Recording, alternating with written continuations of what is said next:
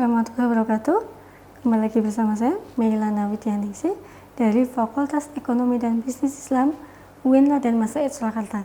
Oke, untuk kesempatan kali ini kita akan bersama-sama belajar tentang pasar modal konvensional dan pasar modal syariah. Jadi karena sistem keuangan kita sekarang sudah double ya, konvensional juga syariah, dan itu juga mempengaruhi berbagai sektor, termasuk sektor pasar modal. Sektor pasar modal juga sudah mulai menerapkan sistem syariah. Nah, mari kita pelajari bagaimana sih sistem pasar modal konvensional juga syariah ini. Di sini pasar modal itu sendiri sesuai dengan Undang-Undang Nomor 8 Tahun 1995 tentang pasar modal atau UU PM adalah kegiatan yang bersangkutan dengan penawaran umum dan perdagangan efek perusahaan publik yang berkaitan dengan efek yang diterbitkannya serta lembaga dan profesi yang berkaitan dengan efek. Nah, berdasarkan definisi tersebut, terminologi pasar modal syariah dapat diartikan sebagai kegiatan dalam pasar modal sebagaimana yang diatur dalam UU PM yang tidak bertentangan dengan prinsip syariah. Oleh karena itu, pasar modal syariah bukanlah suatu sistem yang terpisah dari sistem pasar modal secara keseluruhan. Secara umum, kegiatan pasar modal syariah tidak memiliki perbedaan dengan pasar modal konvensional, namun terdapat beberapa karakteristik khusus yang terdapat pada pasar modal syariah, yaitu produk dan mekanisme transaksi tidak boleh bertentangan dengan prinsip-prinsip syariah. Jadi sama juga ya dengan lembaga-lembaga syariah lain, lembaga keuangan syariah lainnya, jenis lainnya tidak boleh ada transaksi atau operasional usaha yang bertentangan dengan prinsip-prinsip syariah. Penerapan prinsip syariah di pasar modal tentunya harus bersumber pada Al-Quran sebagai sumber hukum tertinggi dan hadis dari Nabi Muhammad SAW sebagai kelanjutan dari sumber hukum tersebut. Jadi hukum pertama tertinggi adalah Al-Quran, yang kedua adalah As-Sunnah. Para ulama juga menafsirkan yang kemudian disebut dengan ilmu fikih. Jadi sumber hukum tersebut ditafsirkan, diolah menjadi ilmu fikih. Dasar hukum pada pasar modal di Indonesia, Undang-Undang Nomor 8 1995 seperti saya sebutkan di awal tadi, tentang pasar modal dan peraturan dari Bapepam LK, peraturan pemerintah, peraturan bursa dan lain-lain juga. Dari Bapepam LK selaku regulator pasar modal di Indonesia memiliki beberapa peraturan khusus terkait pasar modal syariah. Yang pertama, peraturan nomor 2.K.1 tentang kriteria penerbitan daftar efek syariah. Yang kedua, peraturan nomor 9.A.13 tentang penerbitan efek syariah. Dan peraturan yang ketiga, peraturan nomor 9.A.14 tentang akad-akad yang digunakan dalam penerbitan efek syariah. Nah, kita juga akan belajar nih bagaimana sih sejarah pasar modal di Indonesia itu sendiri. Tentunya ada ya sejarahnya bagaimana pasar modal di Indonesia akhirnya membuka diri nih untuk sistem keuangan syariah. Nah, sejarah pasar modal syariah di Indonesia itu sendiri dimulai dengan diterbitkannya reksadana syariah oleh PT Dana Reksa Investment Management pada tanggal 3 Juli 1997. Selanjutnya, Bursa Efek Indonesia bekerja sama dengan PT Dana Reksa Investment Management meluncurkan Jakarta Islamic Index pada tanggal 3 Juli tahun 2000 yang bertujuan untuk memandu investor yang ingin menginvestasikan dananya secara syariah. Dengan hadirnya indeks tersebut, maka para pemodal telah disediakan saham-saham yang dapat dijadikan sarana berinvestasi sesuai dengan prinsip syariah. Pada tanggal 18 April tahun 2001, untuk pertama kalinya Dewan Syariah Nasional Majelis Ulama Indonesia mengeluarkan fatwa yang berkaitan langsung dengan pasar modal, yaitu Fatwa nomor 20 garing DSN garis strip MUI garis miring 4 garis miring 2001 tentang pedoman pelaksanaan investasi untuk reksadana syariah. Selanjutnya, instrumen investasi syariah di pasar modal terus bertambah dengan kehadiran obligasi syariah pada PT Indosat Tbk pada awal September tahun 2002. Nah, instrumen ini merupakan obligasi syariah pertama dan akad yang digunakan adalah akad mudharabah. Jadi sesuai syariah ya, obligasi ini menggunakan akad mudharabah atau akad bagi hasil. Nah, sejarah pasar modal syariah juga dapat ditelusuri nih dari perkembangan institusional yang terlibat dalam pengaturan pasar modal syariah tersebut. Perkembangan tersebut dimulai dari MOU antara Bapepam dan Dewan Syariah Nasional Majelis Ulama Indonesia pada tanggal 14 Maret tahun 2003. MOU menunjukkan adanya kesepakatan antara Bapepam dan Dewan Syariah Nasional Majelis Ulama Indonesia untuk mengembangkan pasar modal berbasis syariah di Indonesia. Dari sisi kelembagaan, Bapepam LK, perkembangan pasar modal syariah di Indonesia ditandai dengan pembentukan tim pengembangan pasar modal syariah pada tahun 2003. Selanjutnya, untuk pada tahun 2004, pengembangan pasar modal syariah masuk dalam struktur organisasi Bapepam LK dan dilaksanakan oleh unit setingkat eselon 4 yang secara khusus mempunyai tugas dan fungsi pengembangan pasar modal syariah. Sejalan dengan perkembangan industri yang ada pada tahun 2006, unit eselon 4 yang ada sebelumnya ditingkatkan menjadi unit eselon 3. Kemudian pada tanggal 26 November 2006, Bapepam LK menerbitkan paket peraturan Bapepam dan LK terkait pasar modal syariah. Paket peraturan tersebut yaitu peraturan Bapepam LK nomor 9.A13 tentang penerbitan efek syariah dan juga nomor 9.A nomor 14 tentang akad-akad yang digunakan dalam penerbitan efek syariah di pasar modal. Selanjutnya pada tanggal 31/2007, Bapepam LK menerbitkan peraturan Bapepam LK nomor 2.K.1 tentang kriteria dan penerbitan daftar efek dan diikuti dengan peluncuran daftar efek syariah pertama kali oleh Bapepam LK pada tanggal 12 September tahun 2007. Kemudian perkembangan pasar modal syariah ini mencapai tonggak sejarah baru dengan disahkannya Undang-Undang Nomor 19 Tahun 2008 tentang Surat Berharga Syariah Negara atau SBSN pada tanggal 7 Mei tahun 2008. Undang-undang ini diperlukan sebagai landasan hukum untuk penerbitan Surat Berharga Syariah Negara atau Sukuk Negara. Pada tanggal 26 Agustus 2008, untuk pertama kalinya pemerintah Indonesia menerbitkan SBSN seri IFR 0001 dan IFR 0002. Nah, pada tanggal 30 Juni 2009, Bapepam LK telah melakukan penyempurnaan terhadap peraturan Bapepam LK nomor 9.A.13 tentang penerbitan efek syariah dan nomor 2.K.1 tentang kriteria dan penerbitan daftar efek syariah. Oke, sudah kita pahami ya bagaimana sejarah pasar modal di Indonesia dari awal sampai sekarang sudah berkembang pesat juga. Kemudian apa aja sih produk-produk syariah di pasar modal? Nah, produk syariah ini berupa surat berharga atau efek. Berdasarkan Undang-Undang Nomor 8 Tahun 1995 tentang pasar modal UUPM, efek adalah surat berharga yaitu surat pengakuan utang, surat berharga komersial, saham, obligasi, tanda bukti utang, unit penyertaan kontrak investasi kolektif, kontrak berjangka atas efek, dan setiap derivatif atas efek. Sejalan dengan definisi tersebut, maka produk syariah yang berupa efek harus tidak bertentangan dengan prinsip syariah. Untuk prinsip-prinsip syariah di pasar modal, sampai saat ini efek syariah telah diterbitkan di pasar modal Indonesia meliputi saham syariah, sukuk, dan unit penyertaan dari reksadana syariah. Yang pertama kita bahas dulu ya, bagaimana saham syariah.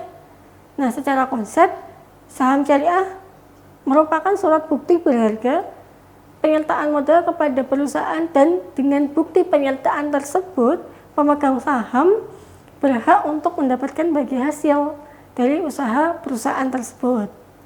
Konsep penyertaan modal dengan hak bagian hasil usaha ini merupakan konsep yang tidak bertentangan dengan prinsip syariah. Prinsip syariah mengenal konsep ini sebagai kegiatan musyarakah atau syirkah. Jadi akad yang digunakan adalah akad musyarakah atau syirkah. Berdasarkan analogi tersebut, maka secara konsep saham merupakan efek yang tidak bertentangan dengan prinsip syariah.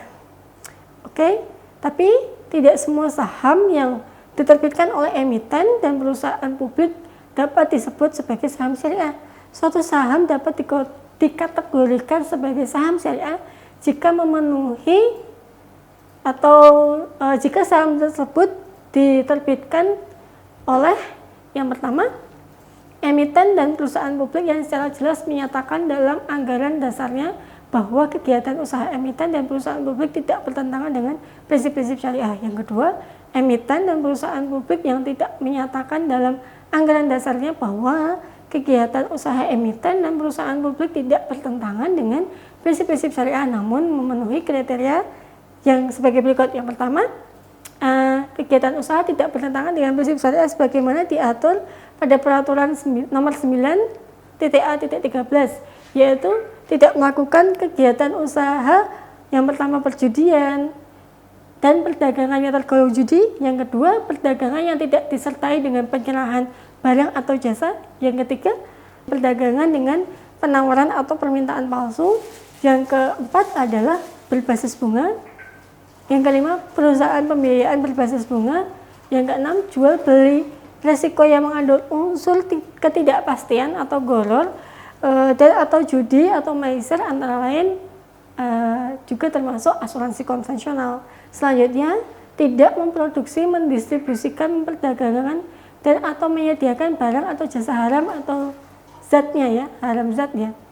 Barang atau jasa haram bukan karena zatnya, juga yang ditetapkan oleh Dewan Syariah Nasional Majelis Ulama Indonesia, dan atau barang atau jasa yang merusak moral atau bersifat mudarat, memiliki sifat mudarat, itu tidak boleh.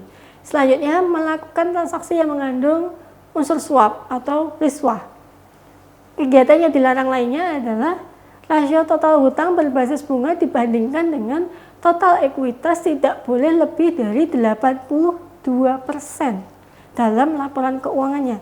Kemudian yang ketiga, rasio total pendapatan bunga dan total pendapatan tidak halal lainnya dibandingkan total pendapatan dan total pendapatan lainnya tidak boleh lebih dari 10% dalam laporan keuangannya.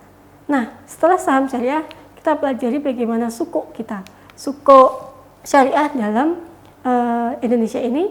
Nah, sukuk ini merupakan istilah yang baru ya, karena dikenalkan sebagai pengganti dari istilah obligasi syariah. Selain obligasi syariah adalah sukuk. Jadi sukuk ini adalah obligasi syariah atau Islamic bonds. Nah, sukuk secara terminologi merupakan bentuk jamak dari kata sak dalam bahasa Arab yang berarti sertifikat atau bukti dari kepemilikan. Nah, dari Bapepam LK berdasarkan peraturan nomor 9/A/13 memberikan definisi bahwa sukuk adalah efek syariah yang berupa sertifikat atau bukti kepemilikan yang bernilai sama dan mewakili bagian yang tidak tertentu atau tidak terpisahkan atau tidak terbagi atas aset berwujud tertentu. Kemudian nilai manfaat atas aset berwujud tertentu baik yang sudah ada maupun yang akan ada. Kemudian jasa yang sudah ada maupun yang akan ada, aset proyek tertentu, dan kegiatan investasi yang telah ditentukan. Untuk karakteristik suku ini sendiri, suku ini memiliki karakteristik yang berbeda ya dengan obligasi, karena suku merupakan surat hutang, bukan surat hutang, melainkan bukti kepemilikan bersama atas suatu aset ataupun proyek. Jadi setiap sukuk yang diterbitkan harus mempunyai aset yang dijadikan dasar penerbitannya atau underlying asset. Nah, inilah perbedaan dari sukuk dan obligasi syariah. Setiap sukuk pasti punya underlying asetnya. Jadi klaim kepemilikan pada sukuk didasarkan pada aset atau proyek yang spesifik. Penggunaan dana sukuk harus digunakan untuk kegiatan usaha yang halal. Untuk imbalan bagi pemegang sukuk dapat berupa imbalan bagi hasil atau margin sesuai dengan jenis akad yang digunakan dalam penerbitan sukuk. Kalau jenis sukuk itu sendiri ada sukuk kepemilikan dalam aset yang disewakan, sukuk kepemilikan atas manfaat yang terbagi menjadi 4 tipe. Yang pertama, sertifikat kepemilikan atas manfaat aset yang telah ada. Yang kedua, sertifikat kepemilikan atas manfaat aset di masa depan. Kemudian sertifikat kepemilikan atas jasa pihak tertentu dan sertifikat kepemilikan atas jasa di masa depan. Nah, selanjutnya ada sertifikat salam, istisna, sertifikat murabahah, sertifikat musyarakah, muzaro'ah, musako, mugorosa. Nah, itu adalah sukuk atau obligasi syariah. Selanjutnya kita belajar bagaimana reksadana syariah.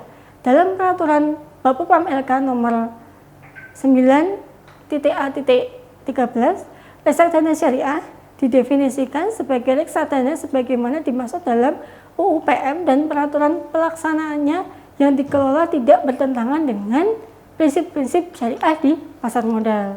Reksadana syariah sebagaimana reksadana pada umumnya merupakan salah satu alternatif investasi bagi masyarakat pemodal, khususnya pemodal kecil dan pemodal yang tidak memiliki banyak waktu untuk keahlian untuk menghitung risiko atas investasi mereka. Nah, reksadana ini dirancang sebagai sarana untuk menghimpun dana dari masyarakat yang memiliki modal, mempunyai keinginan untuk melakukan investasi, namun hanya memiliki waktu dan pengetahuan yang terbatas. Reksadana ini solusinya.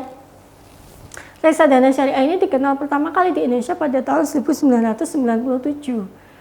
Ditandai dengan penerbitan reksadana syariah, reksadana syariah dan reksa saham pada bulan Juli tahun 1997. Sebagai salah satu instrumen investasi, reksadana syariah memiliki kriteria yang berbeda dengan reksadana konvensional pada umumnya. Perbedaan ini terletak pada pemilihan instrumen investasi dan mekanisme investasi yang tidak boleh bertentangan dengan prinsip-prinsip syariah. Perbedaan lainnya adalah proses-proses dalam manajemen portofolio, screening atau penyaringan, dan cleansing atau pembersihan. Nah, seperti halnya wahana investasi lainnya, di samping mendatangkan berbagai peluang keuntungan, reksadana pun juga mengandung peluang risiko. Jadi reksadana juga memiliki risiko. Yang pertama adalah risiko berkurangnya nilai unit penyertaan. Nah, risiko ini dipengaruhi oleh turunnya harga efek seperti saham, sukuk, dan surat berharga syariah lainnya yang masuk dalam portofolio reksadana tersebut. Ini berkaitan dengan kemampuan manajer investasi reksadana dalam mengelola dananya. Kemudian yang kedua, risiko likuiditas. Risiko ini menyangkut kesulitan yang dihadapi oleh manajer investasi jika sebagian besar pemegang unit melakukan penjualan kembali atas sebagian besar unit penyertaan yang dipegangnya kepada manajer investasi secara bersamaan. Yang ketiga, risiko wan prestasi. Nah, risiko ini merupakan risiko terburuk ya dari seluruh risiko reksadana yang ada, di mana pada umumnya kekayaan reksadana diasuransikan kepada perusahaan asuransi. Nah, risiko ini dapat timbul ketika perusahaan asuransi yang mengasuransikan kekayaan reksadana tersebut tidak segera membayar ganti rugi atau membayar lebih rendah dari nilai pertanggungan saat terjadi hal-hal yang tidak diinginkan. Nah, selain itu, wan prestasi dimungkinkan sebagai akibat dari pihak-pihak yang terkait dengan reksadana atau pialang atau bank kustodian atau agen pembayaran, atau juga ada bencana alam misalnya yang ada menyebabkan penurunan nilai aktiva bersih reksadana. Nah, yang terakhir adalah risiko politik dan ekonomi.